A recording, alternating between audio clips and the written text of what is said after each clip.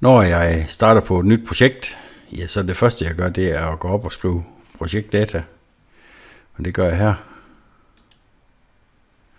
Og projekttitel er i det her tilfælde en stjerne trekant starter.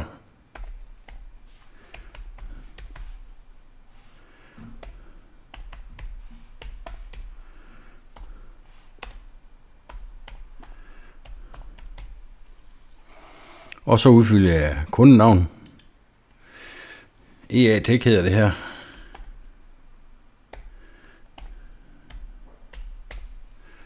Og adresse.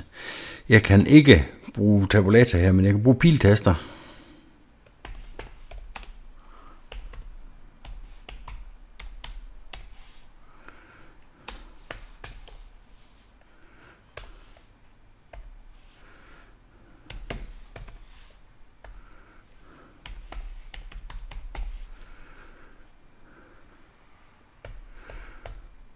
Sagsnavn. Ja, den skal vi også have på.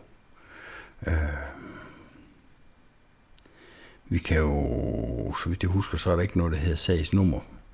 Men de fleste der, hvor jeg har arbejdet, der har alle sager, de har haft et nummer. Så det er her 4711. Tegningsnummer, det ved vi ikke. Konstruktør, ja, det er mig. Sådan der. Så har vi det fået på. OK. Så på den første side her, kan vi se, der er ingen sidehoved. Det går vi op i sidedata. Og den skal jo sådan set også udfyldes. Sidetitel, hovedstrøm.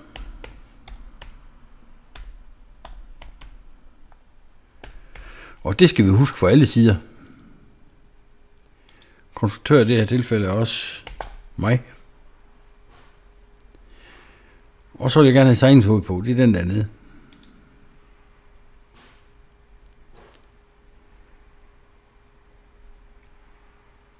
Og så kan vi sige OK. Så har jeg fået min, kan I se hernede, min projekttitel står her. Min sidetitel står her. Og filnavnet, ja, det har jeg ikke gemt den endnu. Så det kommer ikke endnu. Men lige så snart jeg gemmer den, så kommer den her. Så alt det hernede, det er sådan set udfyldt, som det skal være.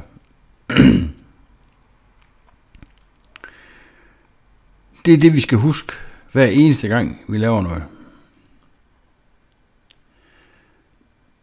Næste video, der skal vi så gå ind og lave hovedstrøm.